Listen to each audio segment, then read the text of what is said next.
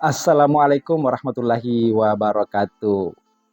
Bung Effendi Ghazali mengeluarkan sebuah pernyataan di salah satu diskusi di TV swasta yang mengatakan selama kepemimpinan Pak Jokowi ini negara dikelola dengan konten dan influencer dengan mengarahkan berbagai begitu banyak para buzzer dan memang selama kepemimpinan Pak Jokowi seakan-akan banyak merusak sistem tatanan kehidupan, bahkan polarisasi terus dipelihara untuk sebuah nama, yaitu Pak Jokowi sendiri. Kita langsung saksikan. Tiba-tiba ini mengerucut ke Pak Jokowi dan Bu Mega, ya.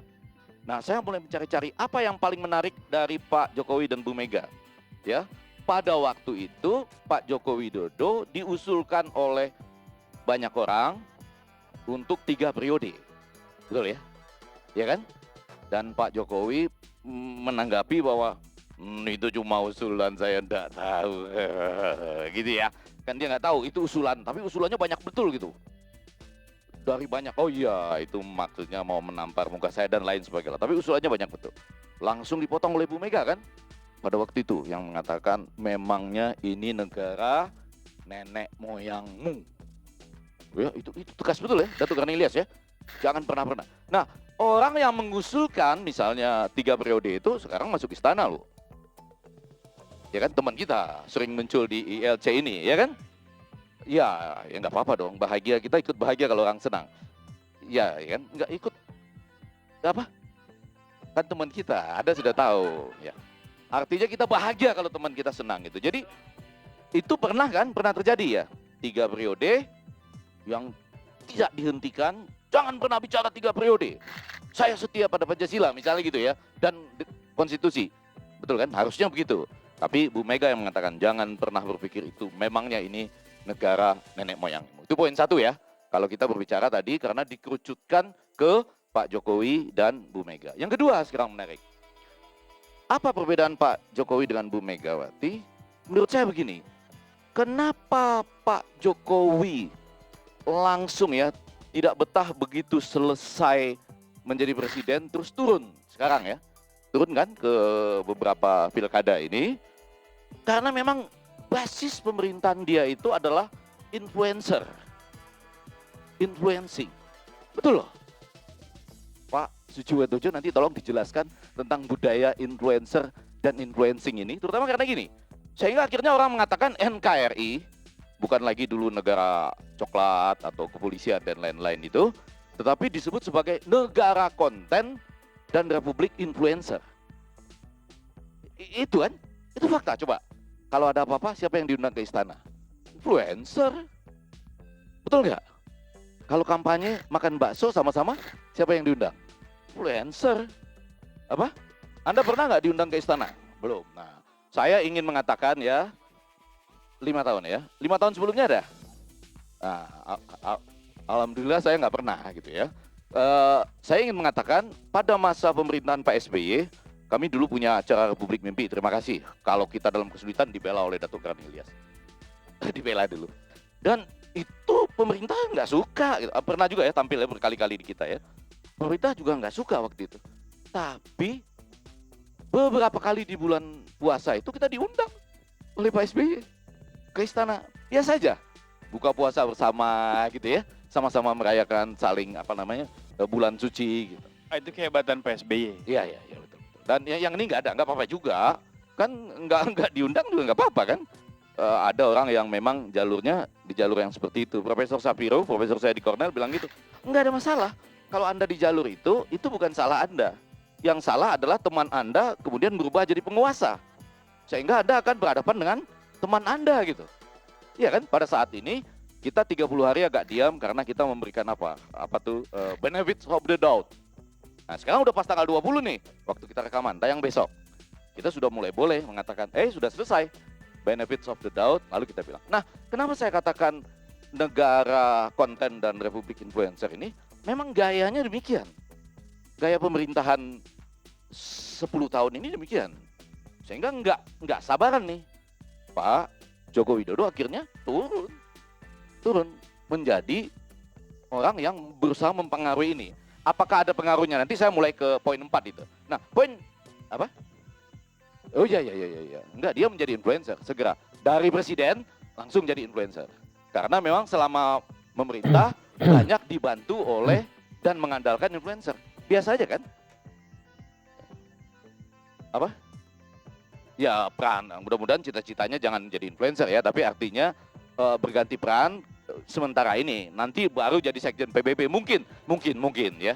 Jadi melalui influencer menjadi sekjen PBB bisa aja kalau dia bisa mempengaruhi pertarungan geopolitikal global bisa menjadi sekjen PBB juga ya.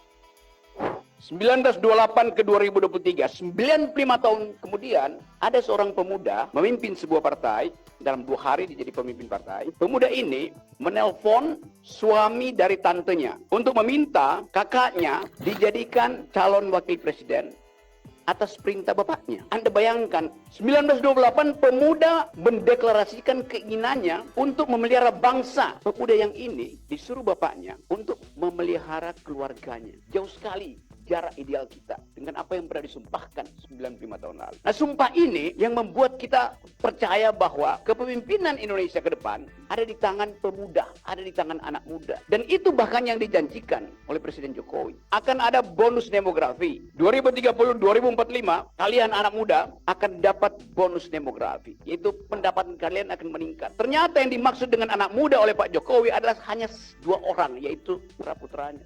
Cuma dua orang ini. Dan belum pernah ada dalam sejarah politik Indonesia, kecuali Budi Soekarno ya. Anda bisa lihat, Soeharto misalnya berusaha untuk menjadikan anaknya sebagai menteri aja baru tutut, baru akhir-akhir. Ya. Tapi Jokowi cukup hanya 5 tahun, 6 tahun, mantu dan anaknya bisa menjadi gubernur dan wali kota. Itu betapa powerful pun gitu loh. Dan orang tidak bisa mengatakan bahwa itu mereka berkompetisi dengan fair. Kenapa?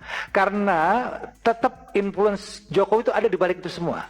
Anda lihat di luar negeri misalnya, politik dinasti itu bisa Kennedy misalnya. Kennedy itu kan maju setelah yang satu turun. Atau George Bush misalnya. George Bush maju, kemudian anaknya maju ketika dia sudah tidak jadi presiden. Tapi kalau Jokowi, anaknya maju ketika dia masih tetap jadi presiden. Orang milih bagaimanapun juga karena pengaruh bapaknya. Tidak mungkin juga gitu loh.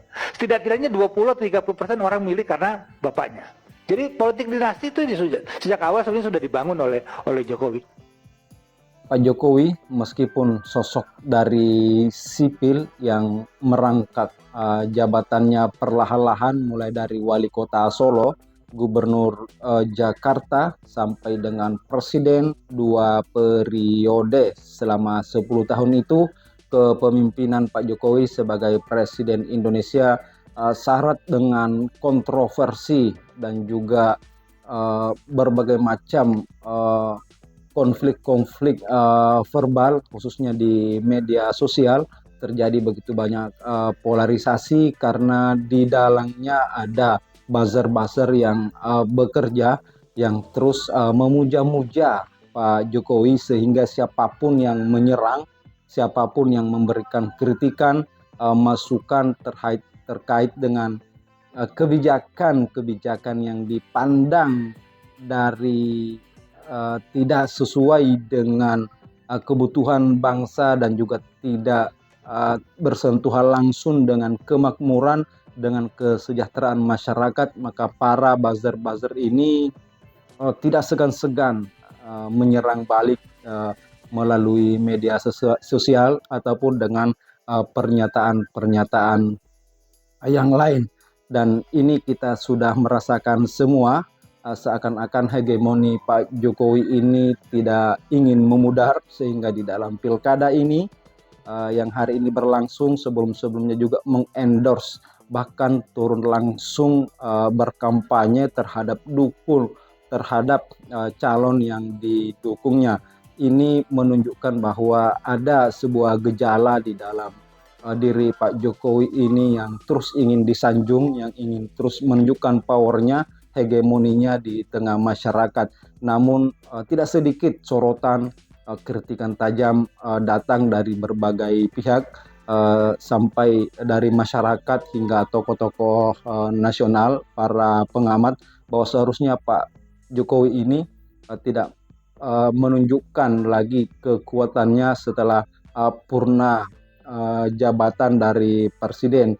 Kita tadi sudah mendengarkan bagaimana Pak Effendi Ghazali menjelaskan dengan baik terkait dengan 10 tahun kepemimpinan Pak Jokowi. Sekian, terima kasih.